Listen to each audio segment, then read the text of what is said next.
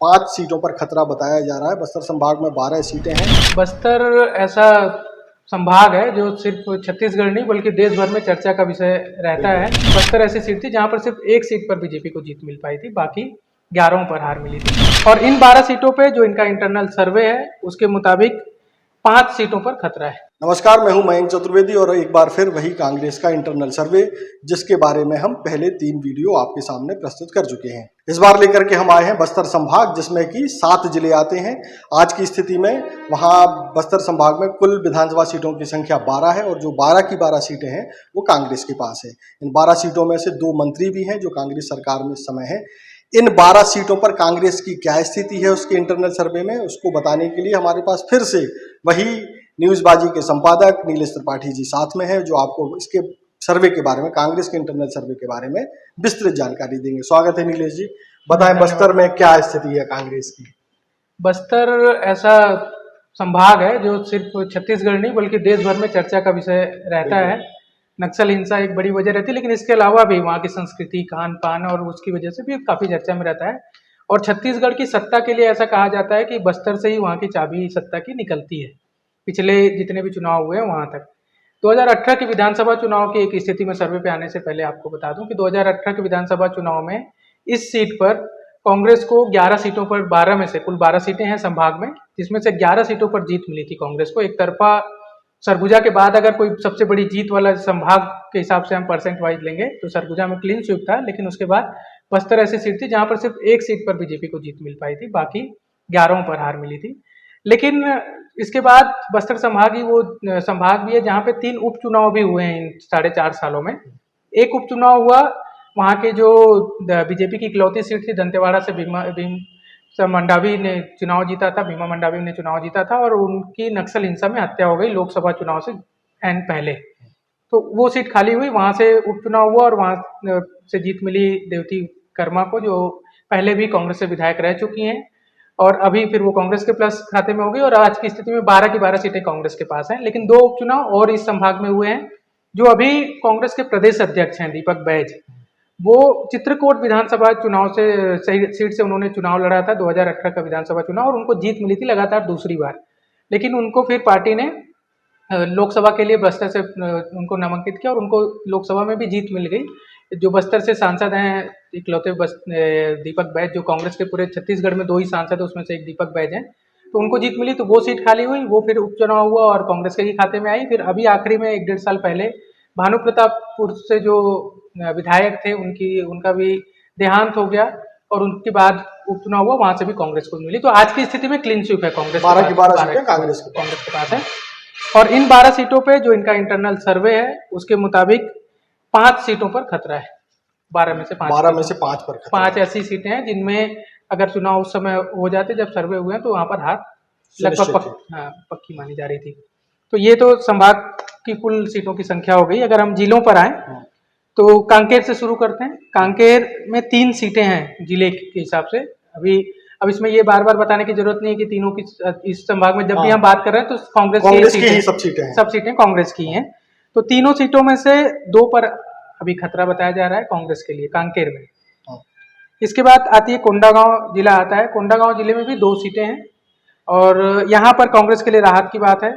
कोंडागांव के बारे में मैं बता दूं कि ये इसी जिले से ही जो पूर्व प्रदेश अध्यक्ष थे कांग्रेस के मोहन मरकाम, और जब अभी प्रेमसाय सिंह टेकाम को बाहर करके जिनको एंट्री दिया गया है कैबिनेट में मोहन मरकाम को, वो इसी जिले की सीट से चुनाव लड़ते हैं, निर्वाचित होते हैं। तो ये महत्वपूर्ण जिला भी है कांग्रेस के लिहाज से, क्योंकि सत्ता में रहते हुए संगठन का प्रदेश भर में संचालन मोहन मरकाम के नेतृत्व में हुआ है, तो उस लिहाज से भी ये जिला काफी महत्वपूर्ण है। और यहाँ पर दोनों सीटों पर फिलहाल कांग्रेस बाहर किसको किया गया? बाहर प्रेमसाय सिंह टेकाम सरगुजा जो मंत्री थे उनको हटा करके उनको मंत्री बनाया। मोहन मरकाम प्रदेश अध्यक्ष थे, मोहन मरकाम की जगह दीपक बैज को प्रदेश अध्यक्ष बनाया गया और इनको सरकार में शामिल किया गया, कैबिनेट मंत्री बनाया गया और इनकी जगह जहां पर ये आए इनकी जगह बाहर किया गया प्रेमसाय सिंह टेकाम को। तो ये यही सीट है। तो प्रदेश के संगठन के लिहाज से भी और सत्ता के लिहाज से भी ये जिला काफी महत्वपूर्ण है कोंडागांव, कांग्रेस के हिसाब से खासकर। तो यहाँ पर अभी खतरा नहीं है, दोनों सीटों पर खतरा नहीं है। कुल मिलाकर के ये है कि सरगुजा संभाग के जो प्रेमसाय सिंह टेकाम थे उनको मंत्री पद से हटा करके मोहन मरकाम को मंत्री बनाया गया है। मोहन मरकाम बस्तर संभाग से आते हैं। और एक और खास बात यह है कि बस जो मोहन मरकाम जी हैं वो पहले प्रदेश अध्यक्ष थे कांग्रेस के। आगे इसके बाद नारायणपुर में आते हैं। नारायणपुर में एक सीट है।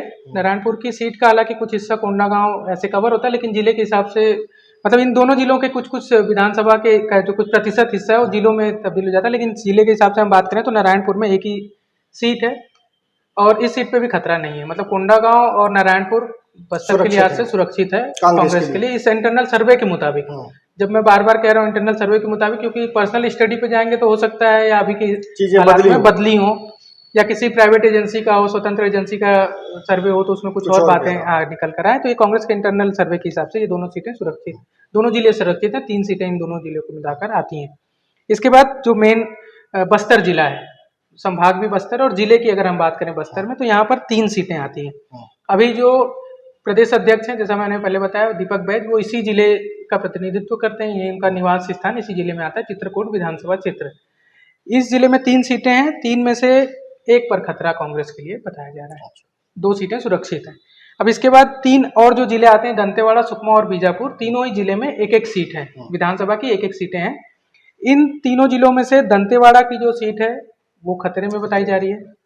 सुकमा जिला, जो कोंटा विधानसभा जो दर्ज होता है, नाम कोंटा विधानसभा से होता है, जिला सुकमा आता है, जहां से अभी चर्चित मंत्री कवासी लखमा जो है वो इसी जिले का आबकारी मंत्री हैं, उद्योग मंत्री हैं। बड़ा इस मंत्रालय के अलावा भी वो चर्चा में रहते हैं, मतलब अपने बयानों की वजह से, अपने कार्यों की वजह से काफी मतलब चर्चा में रहते हैं देश भर में, तो वो भी हैं।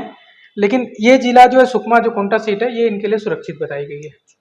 तो मतलब आबकारी मंत्री जी ने अपनी सीट को सुरक्षित कांग्रेस के इंटरनल सर्वे के मुताबिक ये सीट जो है, मतलब दोनों मंत्री जो आज के प्रतिनिधित्व कर रहे हैं सरकार में, दोनों सुरक्षित हैं इनके हिसाब से। हाँ, इसके बाद एक जिला बचता है दंतेवाड़ा, मैंने पहले ही बता दिया कि वो उस पे खतरा है।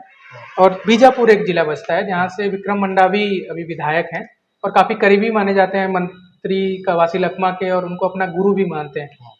और जो उन्होंने पिछला विधानसभा चुनाव था 2018 में, तब मंत्री थे महेश गागड़ा, वन मंत्री थे, उनको हराकर उन्होंने यहाँ पर चुनाव जीता था। ये सीट खतरे में बताई जा रही है। अच्छा, तो कुल मिलाकर गुरु की सीट पक्की है, लेकिन चेले की सीट पर खतरा है। और खतरा मतलब काफी खतरनाक खतरा बताया जा रहा है इनके लिए। तो ये कुल मिला के 12 सीटें हैं कांग्रेस की। 12 में से 5 पर खतरा है। 5 पर खतरा। लेकिन कांग्रेस के लिए एक राहत की बात यह है कि जो इनका नेतृत्व करते लोग हैं, मतलब संगठन और सत्ता में, उनके लिए संभाग से हैं और इन पर खतरा सर्वे के मुताबिक नहीं है। जैसे मोहन मरकाम है, जैसे कवासी लखमा है, दीपक बैज तो हालांकि अभी संसद में चले गए हैं, सांसद हो गए, लेकिन इनकी भी जो अपनी सीट है उस पर भी खतरा नहीं बताया जा रहा है। तो कुल मिला के बस्तर थोड़ा सा ठीक है, लेकिन उस लिहाज से ठीक नहीं है जब आप क्लीन स्वीप हो और -5 में आ जाओ, तो उस लिहाज से ठीक नहीं है। तो जैसा कि आपने देखा कि बस्तर संभाग में कांग्रेस की जो स्थिति है, उन्हीं के इंटरनल सर्वे में 5 सीटों पर खतरा बताया जा रहा है। बस्तर संभाग में 12 सीटें हैं, वहाँ से 2 मंत्री भी हैं। और एक प्लस पॉइंट ये भी है कि कांग्रेस जो है वो बस्तर को और मजबूत करना चाहती है। इसीलिए हमको लगता है कि जो नया प्रदेश अध्यक्ष बना वो भी बस्तर संभाग से ही लिया गया है। तो ये थी कांग्रेस की बस्तर संभाग की स्थिति। अगले और अंतिम वीडियो में हम आपको बिलासपुर संभाग की स्थिति के बारे में विस्तृत जानकारी देंगे। तब तक के लिए नमस्कार। अगर हमारे चैनल को अभी तक आपने सब्सक्राइब नहीं किया है तो कृपया करके तीरंदाज और न्यूज़बाजी के यूट्यूब चैनल को सब्सक्राइब करना ना भूलें। आगे भी हम इसी तरह के राजनीतिक विश्लेषण और सर्वे की जानकारी आपको देते रहेंगे। तब तक के लिए नमस्कार।